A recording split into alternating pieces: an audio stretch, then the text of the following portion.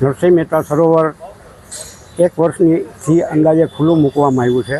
હાલ કોઈ સુવિધા નામે તો અભાવ છે, પણ ટિકિટ ચાલુ કરી દેવામાં આવી છે. કરોડો રૂપિયાના ખર્ચે બનેલું આ નરસિંહ મહેતા સરોવર સાવ મોટે પાયે ભ્રષ્ટાચાર થયો છે.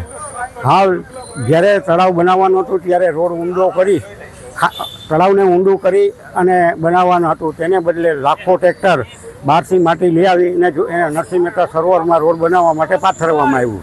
એ ટ્રેક્ટરમાંથી મોટાભાગની માટી તળાવની અંદર જ પડી રહી, તેને કારણે તળાવ બુરાઈ ગયું છે. હાલ છેલ્લા આશરે 90 દિવસ જેટલા સમય થયા તળાવમાં એક જેસીબી કલાકમાં 1 જ કલાક જેટલું કામ કરી એક જગ્યાએથી માટી ખોટી જગ્યાએ બીજી જગ્યાએ માટી પાથરે છે. એ સિવાય કોઈ એની નક્કર કામગીરી થયેલ નથી.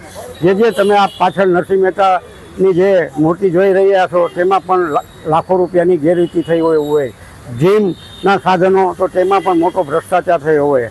આ જૂનાગઢની નિર્દોષ જનતાના પ્રજાના ટેક્સના પૈસે બધું બનેલું છે, પણ પ્રજાને સુવિધા નામે એક પણ ઓલું નથી. હાલ તળાવ ઊંડું કરવામાં નહીં આવે, માટીનો કાપ કાઢવામાં નહીં આવે તો જલારામ સોસાયટી તળાવ પટેલ વિસ્તાર આ જે ઝાંઝરડા રોડ વગેરે વિસ્તારની તોડે નામ ડૂબી જશે. આ નરસિંહ મહેતા સરોવર જૂનાગઢની જીવાદોરી સમાન તળાવો છે.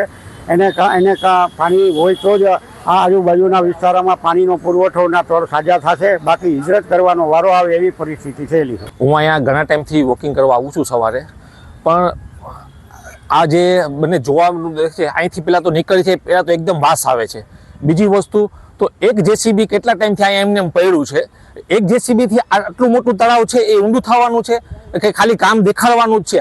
આ માટી ખાલી ન્યા ખોદીને ન્યા ઢગલો કરવાનો કે ન્યા પાથરી દેવાનું, એનું નામ કામ કહેવાય? ખરેખર જો કામ કરવું છે, તળાવ ઊંડી કરવી છે તો 4 થી 5 જેસીબી લગાડવાના, 20-25 ટ્રેક્ટર લગાડવાનું, તમે કામ બધા. આ ખાલી કામ દેખાડવા માટે થઈને એક જેસીબી કેટલા ટાઈમથી આવું છે એમને એક જેસીબી પડ્યું હોય છે, બસ એમને પડ્યું છે. અહીંયા દૂર નાખી દેવાનો મતલબ શું છે? ખોદીને પાછું ત્યાં ઢગલો કરવાનો, પાછું થોડું પાણી આવે એટલે પાછું એમાં ભર્યું છે. એટલે ખાલી કામનો દેખાવ કરવામાં આવે છે, કામ થતું નથી. નરસિંહ મહેતા સરોવરનો પહેલો બર્થડે એટલે કે લોકાર્પણ થયું અને એને હજી 1 વર્ષ પૂરું નથી થયું, ત્યારે પણ આપ નાગરિકો અને ગુજરાતવાસીઓ જોઈ શકો છો નરસિંહ મહેતા તળાવની.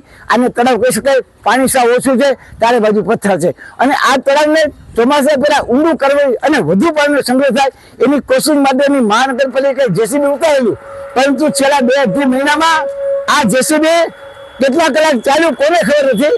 એક જ ટ્રેક્ટર છે, અવળું વિશાળ જે 1.5 કિલોમીટરમાં ફેલાયેલા નરસિંહ તળાવમાં એક જેસીબીનો કાપ ક્યાં નાખે છે કોને ખબર નથી. કાપ બહાર કાઢવાને બદલે અંદરના અંદર કાપ ખરડાય છે. અને જાગૃત નાગરિક તરીકે મને જાણવા મળ્યું છે કે અંદર જે કુવા છે, જે બોર છે અંદરના, એમાં પણ ક્યારે માટી કાપ નાખી અને જે 3 સાજા કરનારા બોરને પણ પૂરવામાં આવે છે.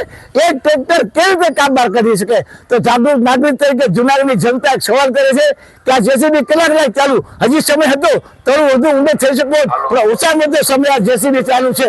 સાથોસાથ આ નરસિંહ મહેતા તળાવની અંદર અન્ય પણ ઘણા બધા પ્રોબ્લેમ છે. આજે અનેક જગ્યાએ યુરિનલ બીજી જગ્યાએ એકાદી છે, પાણીના ક્યાંય પરબ નથી જાગ્યા એક જ જગ્યા છે, એ પણ મિત્રની વચ્ચે છે.